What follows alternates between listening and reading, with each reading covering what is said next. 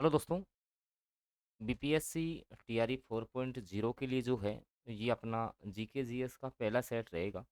बिल्कुल अब daily basis पे जो है मैं आपको पहले ही क्लियर कर दूं कि रोज़ाना आपकी क्लास जो है वो आपकी आने वाली है। देखिए बिना किसी देरी के अपन शुरुआत करते हैं। फर्स्ट क्वेश्चन है अपना कि निम्नलिखित नदियों में से कौन सी नदी है वो बिहार से होकर गुजरती है। मतलब आपको ये बताना है कि इन नदियों में से कौन सी नदी जो है वो बिहार से होकर गुजरेगी। कावेरी, गंगा, सरस्वती या यमुना या एक से अधिक नदियाँ। तो देखिए इन नदियों की बात करें तो इनमें से जो आपकी गंगा नदी है, जो आपकी गंगा नदी है दोस्तों, ये आपकी बिहार से होकर गुजरेगी। बी ऑप्शन इसका करेक्ट हो गया, लेकिन कुछ बातें जो अपन को गंगा नदी के बारे में जाननी चाहिए। देखिए जो गंगा नदी है, गंगा नदी आपकी जो है उत्तराखंड के जो गंगोत्री ग्लेशियर है वहाँ से निकलती है। अलकनंदा नदी भागीरथी से जो आपकी देवप्रयाग है उसमें मिलती है, और वहाँ से इस नदी को जो है वो आपकी गंगा कहा जाता है। कहने का मतलब जो आपका देवप्रयाग है उसमें आपकी एक तो आपकी जो है अलकनंदा नदी जो है वो आपकी आ रही है, ठीक है। एक आपकी जो है भागीरथी नदी आ रही है, तो ये दोनों आपकी जहाँ मिल जाएंगी, ठीक है। तो इसको अपन बोल देंगे क्या, आपकी गंगा नदी। फिर देखिए यमुना जो है वो गंगा की सबसे बड़ी जो है सहायक नदी है। तो गंगा की सबसे बड़ी दाहिनी तरफ की जो सहायक नदी है वो आपकी यमुना है। जो दामोदर नदी है उसको बंगाल का शोक कहा जाता है, दामोदर नदी को बंगाल का शोक कहते हैं, ठीक है। इसके अलावा घाघरा, गोमती, गंडक, रामगंगा, कोसी, जो कोसी को अपन बिहार का शोक कहते हैं, सोन नदी और महानंदा, ये गंगा नदियाँ की जो गंगा नदी है उसकी प्रमुख सहायक नदियाँ हो जाएंगी, ठीक है। अब देखिए जो गंगा नदी है ये उत्तराखंड, उत्तर प्रदेश, बिहार, झारखंड और पश्चिम बंगाल, इन राज्यों से गुजरती है, ठीक है। ये इसकी कुल लंबाई है। भारत और बांग्लादेश से आपकी गंगा नदी गुजरेगी, याद रखना है आपको, ठीक है।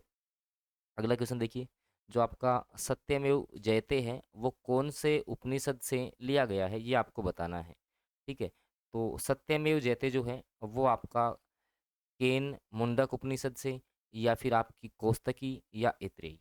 तो सत्यमेव जो आपका जयते हैं ये आपका मुंडक उपनिषद से लिया गया है। तो बी ऑप्शन तो आपका सटीक हो गया। इसके बारे में कुछ जरूरी बातें जो आपको जाननी चाहिए कि भारत के प्रतीक में जो आपका नीचे अंकित है वो आपका भारत का राष्ट्रीय वाक्य है सत्यमेव जयते, जो कि आपका मुंडक उपनिषद से लिया गया है। और इस आदर्श वाक्य का जो अर्थ होता है कि सत्य की ही जीत होती है, सत्य की ही जीत होती है। और ये कौन सी लिपि में लिखा गया, अगर डीप क्वेश्चन पूछेगा तो आपका देवनागरी जो लिपि है ना, इसमें आपका ये लिखा गया है। और जीके जीएस के जो क्वेश्चंस हैं आपको सभी को पता भी होगा, जो साथी जुड़ चुके हैं। ये टेस्ट सीरीज जो है वो हमने इसकी में आपकी जो है जीके जीएस की शुरू हो चुकी है, जिसका पहला टेस्ट जो है वो आपका आज हुआ है, भारतीय राष्ट्रीय आंदोलन का। अगर आप लोग इंटरेस्टेड हैं इस टेस्ट सीरीज़ के लिए, ठीक है 200 हम लगातार टेस्ट आपके लेंगे, रोजाना टेस्ट आपके चल रहे हैं। टॉपिक वाइज भी होंगे, फुल टेस्ट भी होंगे, सब्जेक्ट वाइज भी होंगे, ठीक है। सारे टेस्ट आप दे सकते हैं। तो जिसको भी जुड़ना है वो ये नंबर आ रहा है, इस पे व्हाट्सएप मैसेज आप कर लेना, ये सेम नंबर है जो यहाँ पर आपको दिखाई दे रहा है, ठीक है। अगला क्वेश्चन देखिए। अच्छा क्वेश्चन है कि हीराकुंड जो परियोजना है वो कौन सी नदी पर है। आपकी जो हीराकुंड जो परियोजना है ना दोस्तों, वो कौन सी नदी पर है, आपको ये बताना है। भागीरथी, महानदी, कृष्णा या चंबल। तो आपको पता है हीराकुंड जो परियोजना है वो अपनी महानदी पर है। किस पर है, महानदी पर है। बी ऑप्शन आपका करेक्ट हो गया इसका, ठीक है। और इसके बारे में कुछ जरूरी बातें जो आपको जाननी है कि हीराकुंड जो बांध परियोजना है वो बाढ़ नियंत्रण, सिंचाई, बिजली उत्पादन के लिए एक बहुउद्देशीय परियोजना है। और उड़ीसा में जो है ये आपकी महानदी पर बनी हुई है। कहाँ पर है, आपकी महानदी पर बनी हुई है। और ये दुनिया का सबसे लंबा जो है वो मिट्टी का बांध भी है, हीराकुंड बांध, याद रखना है। इसके अलावा महानदी जो है वो उड़ीसा की जो है वो सबसे लंबी नदी है, ठीक है। ये बात भी आपको याद रखना है। और इसको उड़ीसा का शोक जो है वो भी कहते हैं। और अच्छा क्वेश्चन ये बनता है कि पारादीप जो बंदरगाह है वो महानदी के मुहाने पर स्थित है।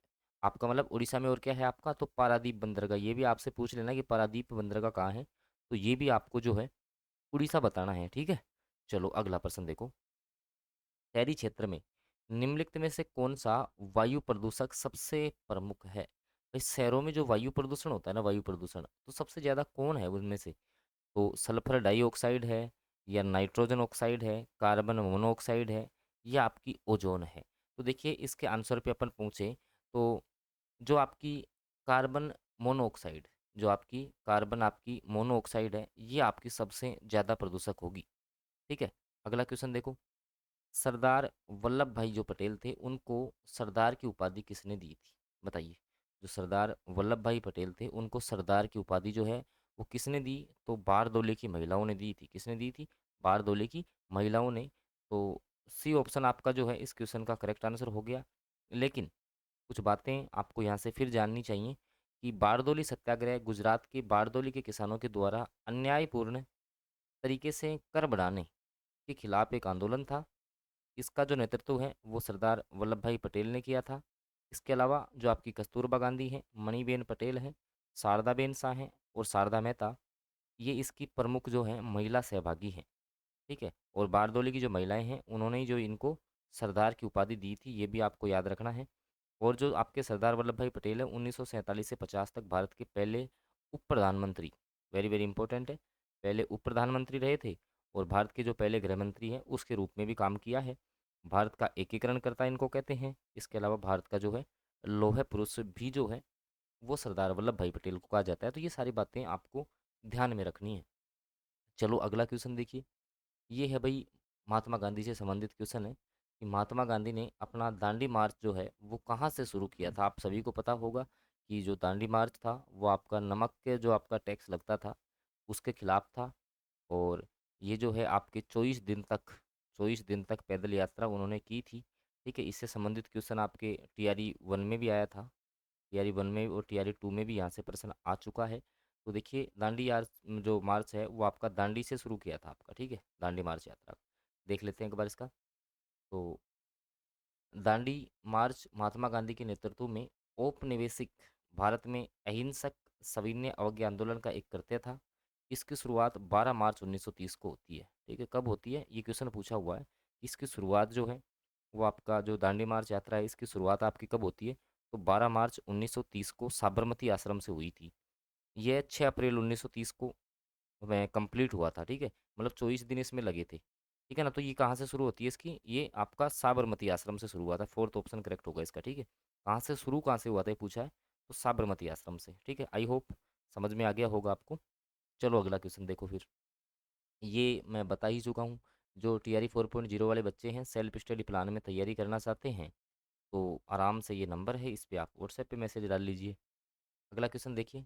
जब आपके कुछ जो है यहाँ से देखो, कुछ अपन ने पीवाईक्यू भी आपके लिए हैं इसी में, है ना। तो देखो निम्नलिखित में से वह कौन सा यंत्र है जिसके द्वारा विद्युत परिपथ में बहने वाली धारा की पहचान की जाती है? भाई कौन सा जो आपका यंत्र है जिसके द्वारा जो है विद्युत परिपथ में जो धारा बहती है उसकी पहचान होती है? तो ये जो है वो आपका होता है गैल्वेनोमीटर। क्या होता है? गैल्वेनोमीटर। वैसे देखिए, वैसे विद्युत धारा का मापन जो है ना वो तो एमीटर करता है। विद्युत धारा का मापन जो है वो आपका एमीटर करता है। विद्युत धारा का मापन अगर क्वेश्चन ऐसे आ जाए कि विद्युत धारा का मापन किस यंत्र के द्वारा किया जाता है, लेकिन धारा की पहचान करवा रहा है तो और एक मतलब कम जो आपकी विद्युत धारा है वो गैल्वेनोमीटर से मापते हैं। अब देखिए अगला क्वेश्चन, ये वेरी वेरी इंपॉर्टेंट क्वेश्चन है। यहाँ से एक क्वेश्चन आपके छपेगा ही छपेगा। देखिए, कमरे के ताप पर द्रव स्थिति में रहने वाली धातु का नाम बताइए। कमरे के ताप पे द्रव अवस्था में धातु जो है वो आपकी पारा है। लेकिन देखिए, अगर आपसे द्रव अवस्था में धातु आपसे पूछता है ना धातु, तो आपका पारा है। ठीक है। इसके अलावा अगर ए धातु आपसे पूछे, ए धातु अगर पूछता है तो आपका क्या हो जाएगा? ब्रोमीन आंसर होगा। क्या होगा? ब्रोमीन होगा। ठीक है। ये आपको याद रखना है। और ऐसी कौन सी धातु है जिसको चाकू से काटा जा सकता है? चाकू से काटा जा सकता है तो वो आपकी हो जाएगी कौन सी? सोडियम। कौन सी हो जाएगी आपकी? सोडियम। ठीक है।